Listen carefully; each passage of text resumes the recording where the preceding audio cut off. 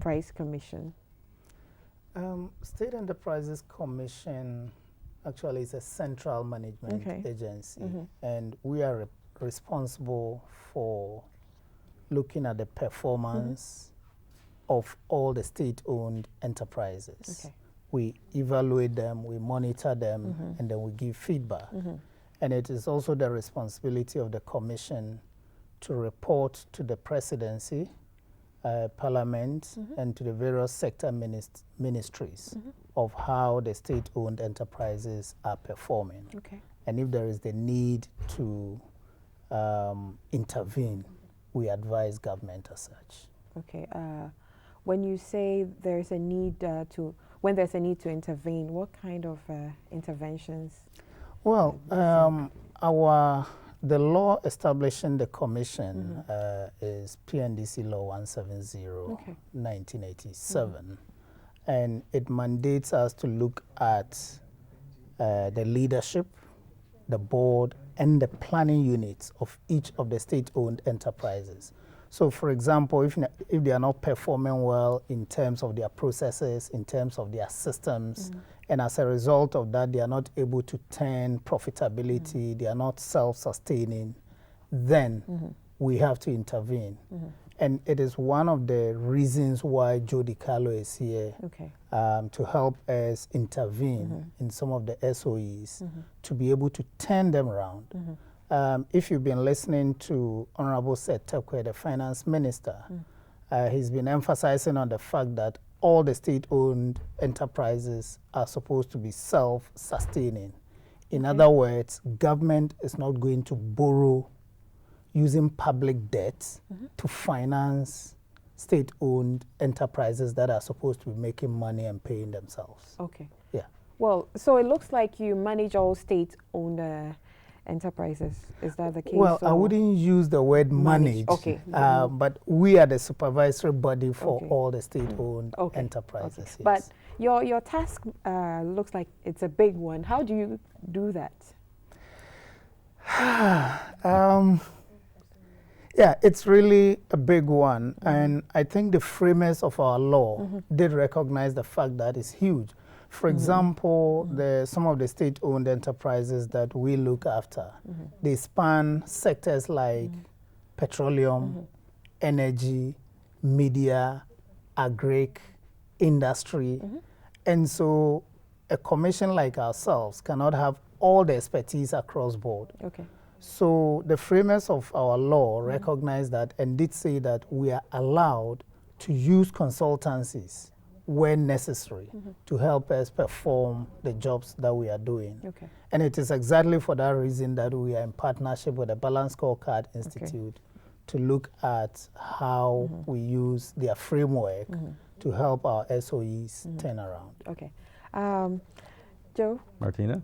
Well, what do you think the Balanced Scorecard Institute, in partnership with the State Enterprises Commission, will be doing for Ghana when you take a look at that?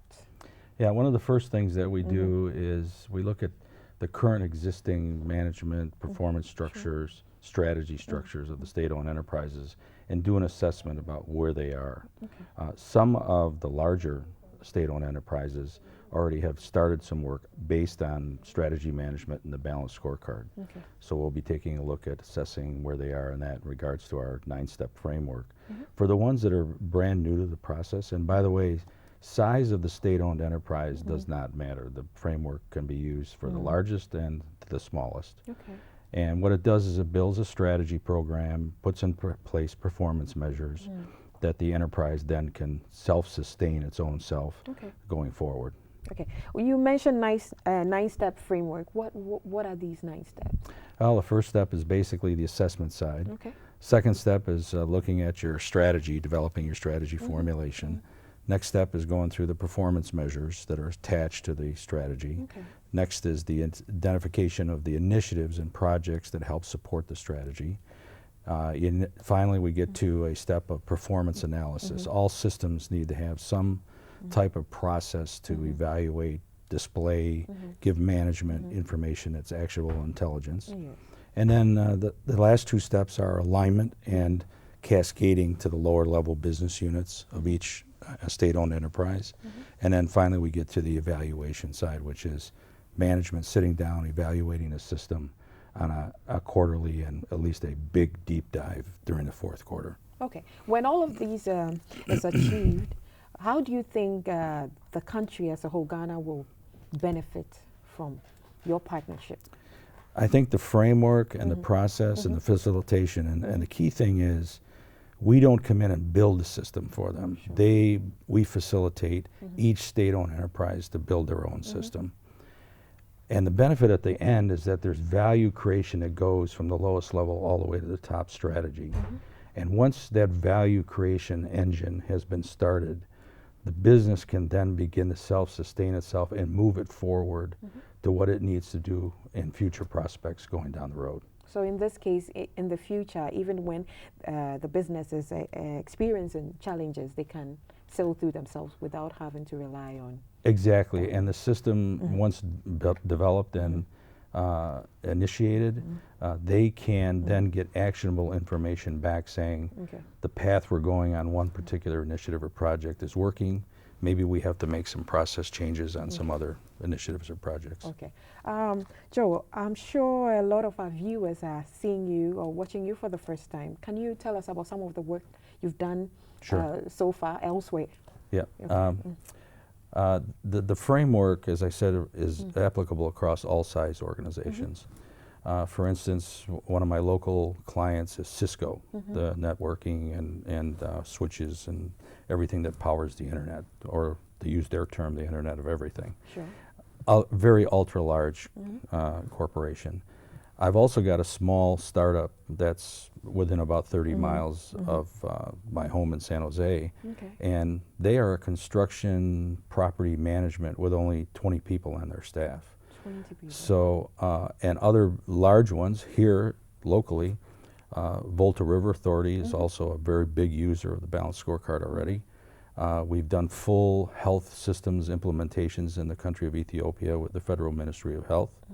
And we've also had a lot of work. We just came back from a small scientific foundation in Puerto Rico, where we were just 2 weeks ago. Okay. Yeah. Well, you're, Doc, you're having a breakfast meeting at La Palm? Yes. Okay. Is it all part of the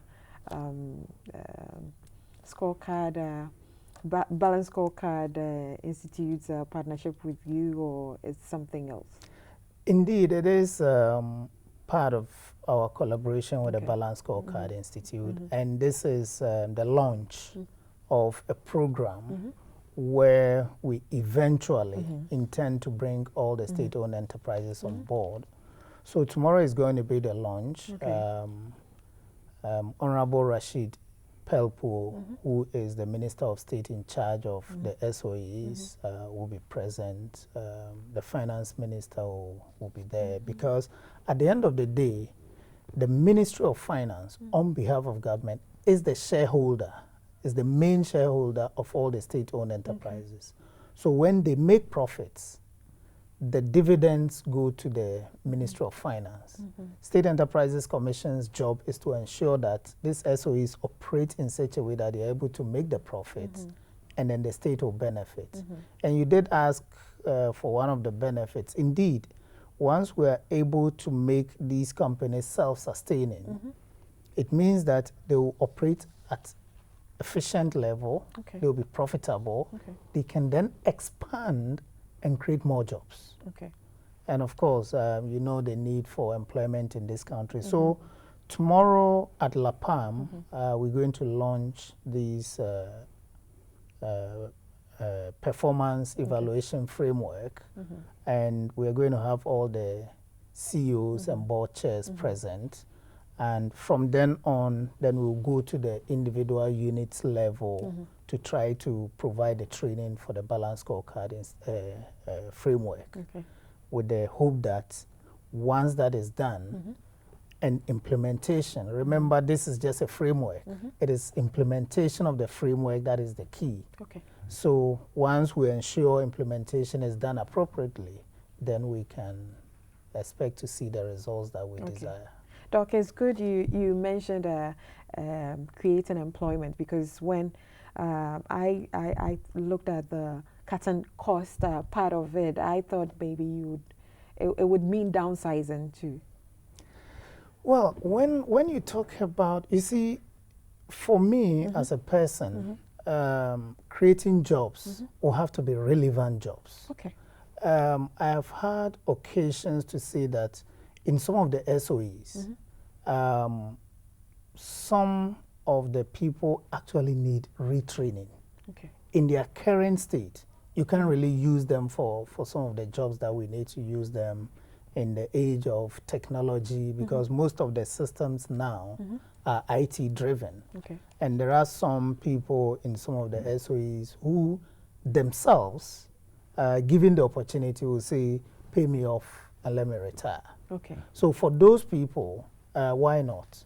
But for those who want to stay on, be retrained, and be relevant, they'll be part of the system, and then we can expand to include some more. So downsizing, no. Okay. But getting the relevant skill sets to ensure that the state institutions perform competitively, definitely. Okay. And I'm sure you are aware that GBC is one of the state-owned enterprises. Of course, that's and why I asked we about expect that GBC is going to be part of the process to ensure that you are better equipped and you can give us profits. Okay. Yeah. Where training is needed, we'll be trained. Absolutely. Okay. Exactly. Mr. DeCarlo, what will you be talking about at the breakfast meeting?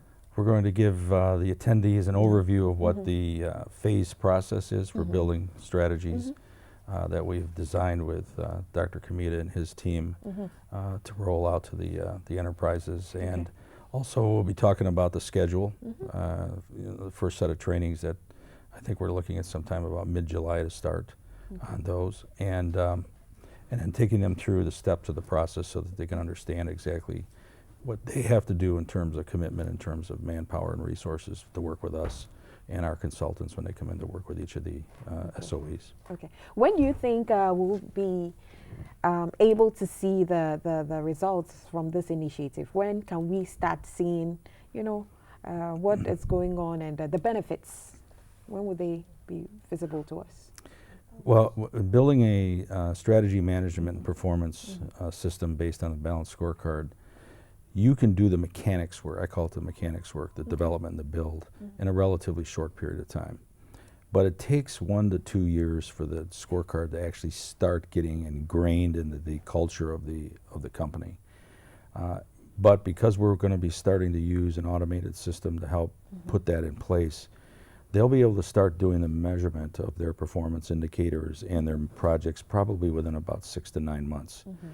That will give them actionable intelligence back very rapidly that will allow them to make adjustments probably within about a 12-month period. Okay.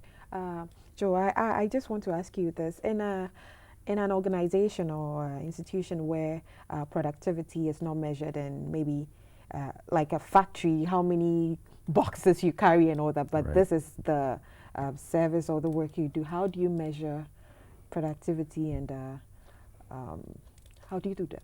Well, when you're in a mission-driven organization like the SOEs are, you have to look at what is the quality of the services that you're giving. Many times what we talk about with clients is that they have to go out and actually interface with their recipients of their service. Sure. It could be as simple as just a short questionnaire session, online capabilities to come in and say, how was your service? The other thing we're looking for is, in many of the organizations in the SOEs, is there repeat business that comes in from that. And one of the best things that can happen for most enterprises, because there are choices in some cases of other services, is to have them say, yes, I would come back to do this service again without any question. Okay, all right. Dr. Camynta, your last words to us before we go.